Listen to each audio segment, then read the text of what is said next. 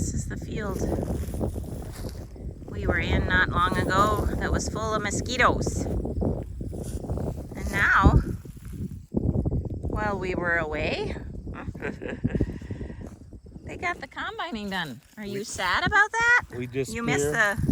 We disappear and then come back and the whole field's gone. It's gone. Hope it went to the right account. Wouldn't that be something? Somebody else took it? That would be something. I don't know. I've never really heard of that too often. I have never heard of that. Have you heard of that? Well, many years ago, I heard of all of a sudden there was a field that had some missing out of it. I'm talking 30-some years ago, though. Otherwise, no. There's no crop rustling really ever happening. I think you've had a neighbor kind of come and take a row or two just as a joke. Well, that was funny stuff. Many years ago. Funny stuff. That is a good story. That's a good story. We should turn to the light. Okay. What are you doing? Well, your face was dark. Oh. Well, that's maybe okay. Yeah. Yeah, many years ago, Randy and I had rented a new piece of ground, and the neighbor, he was coming by the road and to another field that he was going to, and he swung in, fired up the rig, and we thought, hey, he's gonna help take out some. He fired up, done a little short loop, and shut her off and took off. It's like... He took... What, was it beans or corn? Yeah, it was soybeans. Soybeans. Randy and I were laughing. Dad is like, what was that? Oh. And we're like, hey, that's funny stuff. That is funny. That was funny stuff, too. Yeah, well, now we are placing white flags for the Gopher State people to come out and mark. We're going to touch up some tile out here because there was a wet spot. We can go over and look at it. Okay. Because it's all nice and weedy because we didn't get to plant it. So we're going to dig down, find the old tile, and drag up a couple of lines. And we just might drag one up to the corner here where you can see was pretty tough going. So come along. We're walking. We're getting in the pickup. Here, Amy. Pickup. Okay, bye. Don't twist an ankle now. As you can see, Got the tracks and they're kind of squishy. yeah, still. There's something going on in this area here. It's, I don't know, I'll say spring fed. You can see the water all kind of runs down this valley into this, I don't know, it isn't even 80 feet round circle. Goofiest thing ever, but that's what it is. There is a tile line somewhere down that valley, and we're gonna hook onto that and try to fix this here up because, well, some of you might say, well, why are you concerned over such a little spot? You ain't gonna make anything more. Well, it really, well, it's nice to, it just needs to be done. Plus, when it's so wet, you can't plant it, and then look at all these weed seeds. Right. You may not make any, you're gonna make more, obviously, but it's not gonna be like you're gonna retire on it. But the efficiency, and as you can see around the edge of this circle, you do your tillage around it, you plant around it, you get less yield because now you got another headland. All headlands or ends of the field yield less. And there's just, yeah. I can't believe how spongy it is in there. Like, there's a spring. I don't know what that's the best word would be. Like, you step on it, it goes, like it sinks in like a sponge. I assume everybody knows what a spring is, but it's just a spot in the earth that, see, look at that. That's a booby trap right there. Just waiting. Ooh-wee. Just waiting. Well, we could pick it up. If you want to pick it, feel free. I'll take any rock pickers. Like a fossil. Well, I don't know about a fossil, but well, that's on the to-do list. Hopefully we can get that done this week. Oh yeah, she's spongy.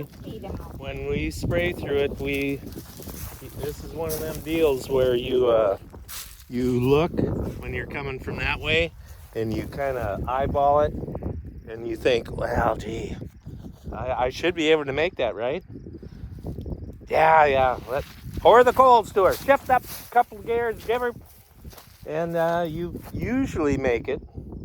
Not all the time. And that's when the rope comes out and you get to call and sit and wait and ponder life for an hour while everybody gathers up the stuff needed to yank you out of the mud hole. But With the yank 'em. Yep, yank 'em rope. Look at the seeds Oh, on my hands from the rock. Look See? at this. oh yeah. No, you can't. This is a good time to ask a question about blaze orange clothing for deer hunting.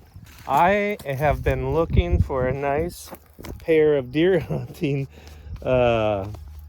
clothes that does not attract weed seed, because all of the stuff that I have found is, well, I think they make it so that as you walk, it absorbs the weed seed.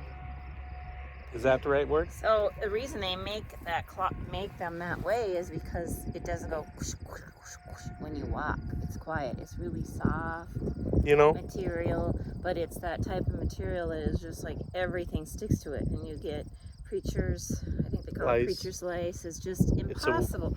You ain't been in anything until you found a patch of preacher's lace. And buffalo, what is it? Why don't I don't know remember that this one. stuff? It's, well, anyway, you ask why or explain why they make it, the fabric, so it isn't noisy. And I say, well, I'm sick of throwing away a piece of clothing every single deer hunting, Well, because you if you're haven't. gonna, You haven't, because I have sat and I have picked them off one by one seed, covering the pants, covering the sleeves, covering it's the ridiculous. bodice.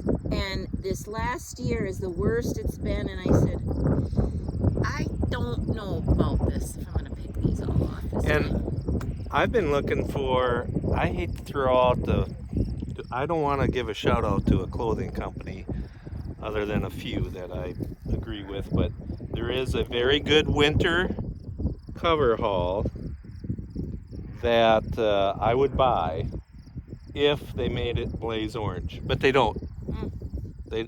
It's not out there. So if anybody knows of a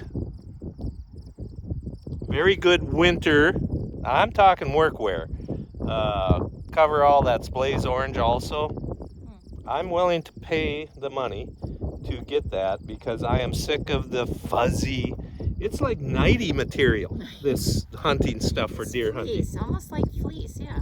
It's all fuzzy and Like a magnet to the weed seeds. it's ridiculous is Crazy. what it is. Yep. All the problems of This is I mean, this it's not is- really a problem. it's- It's an irritation. Well, it's reality. Okay, well, here we go. Look at this here. Nice fuzzy pile. Oh, hang on.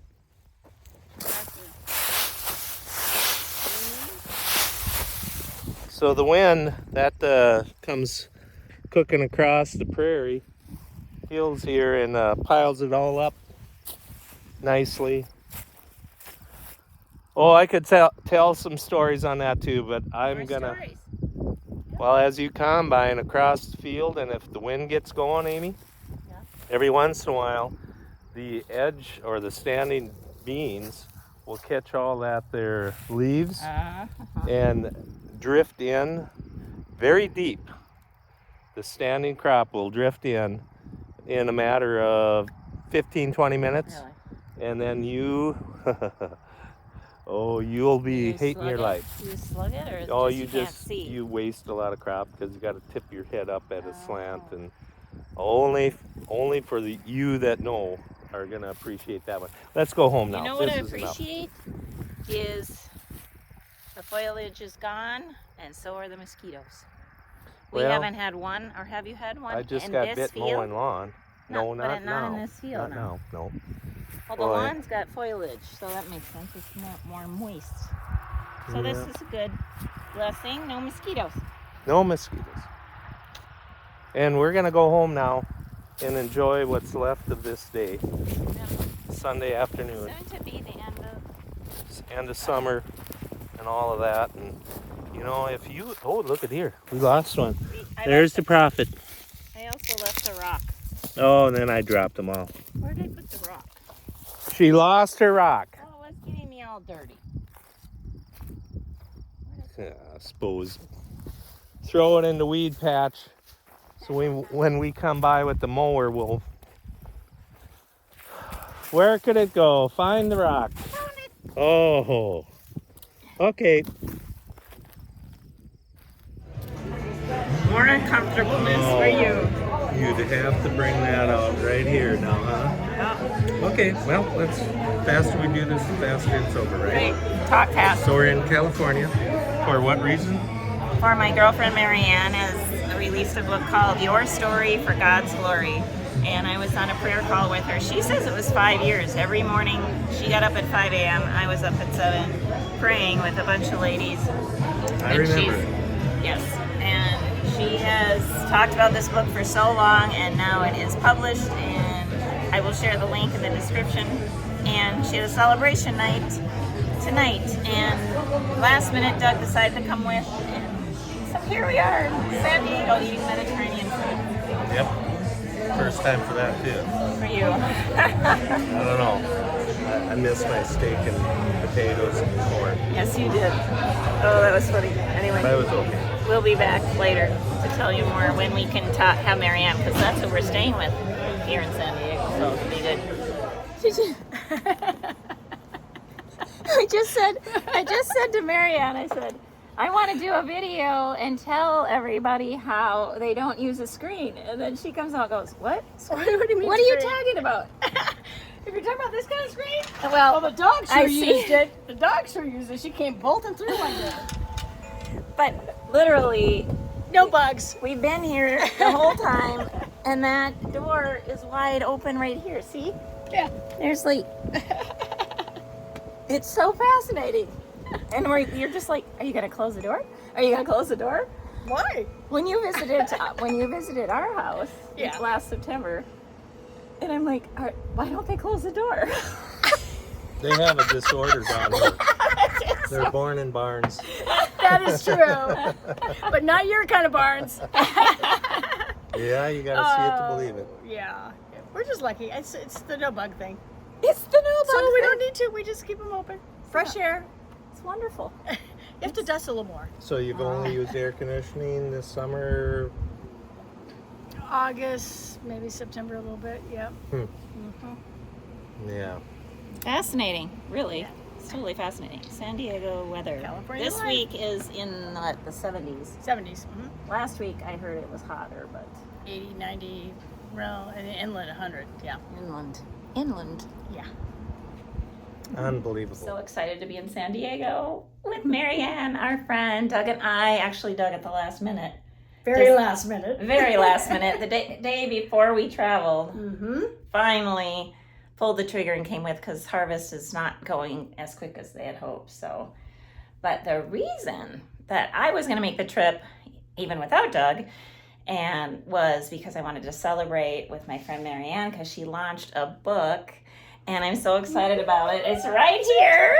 She's letting me show you. Your Story for God's Glory is just fantastic, because she has a history of helping people get what's in their mind and their get their words in better form. Like, you can help me. Well, she has helped me write speeches, because I'm just like blah blah blah blah.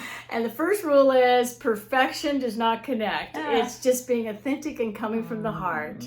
And the Lord has put it on my heart a couple of years ago to take my marketplace skills as a presentation coach to industry, to like General Atomics and Home and Garden TV and folks that you know, Johnson & Johnson, and enable them to share their story effectively. And what better story do we have but Jesus' story? So how do we share Jesus' story effectively? Through our story, because that's the most important thing we want to relay, because that's relevant to anyone who's listening. And so that's what the book's about, taking marketplace skills and using them for everyday people. everyday people like you and me, Right. who sometimes get a little afraid to share our testimony, not certain how to It's do it, true. how much to say, where to start, all those things. True. And there's some things we can borrow. And the Lord said, equip my people. And I'm a tool. This is a tool to help you do that. Yeah, it's really cool. So you take us through, me through, and you tell us to highlight the peaks and valleys. Yes. And what the Lord has done in your life during those times, even when you didn't, they were low times. And you can use those points in your story to connect with people you care about, or even a stranger. If they're going through a hard time, such as cancer, or their infertility, or in our case, losing a child. So we can take these stories and show how the Lord is working in them, and make it relatable and real. I think that's what's neat. Make it more real. Like everybody always says about our channel and Doug and I, is just like, you guys are just normal. Well, right, we are, and that's what we want. And Jesus was a human being. Yes. And he is very relatable. Yeah. And so we want to get that across. And if we think about through the Bible, God always used ordinary people with like Moses, who said, no, I'm not going. Send somebody else. Exactly. And we often go, please, Lord, send someone else. And he's like, no, because you're the story, you're the heart. You have the message I need them to hear to make him more known and loved. Yeah. And that's what I want to help people do. And it's super good. And I love that it has takes you through the steps of how to do this and how to shorten it. Now, maybe Doug could benefit from this to shorten his story. No, Doug, we want to expand. We want to expand what he's saying. Everybody likes his long stories. I sometimes can you, shorten it a little bit?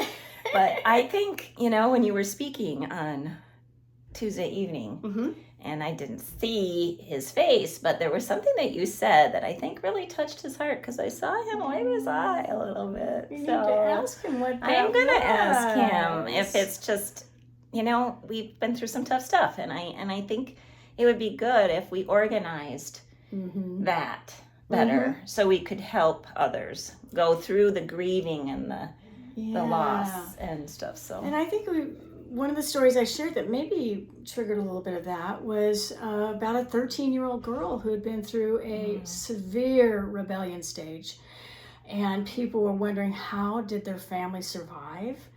And when she went through rehabilitation and met Jesus heart to heart, and he changed her, and she came out just this effervescent young woman.